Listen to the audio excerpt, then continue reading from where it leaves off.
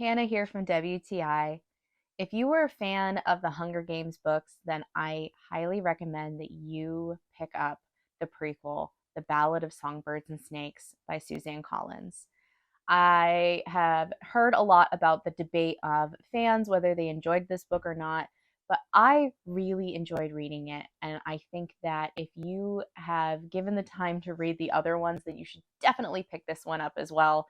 It is really interesting. You get to learn so much more about the capital, about the districts, about the Hunger Games themselves, and really getting to see Snow as a young person and seeing the villain that he was already and how it really informed the villain that he became later in life.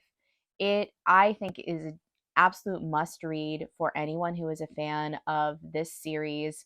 And I think that anybody should just give it a fair chance, pick it up, read it for themselves, and then form their own opinion.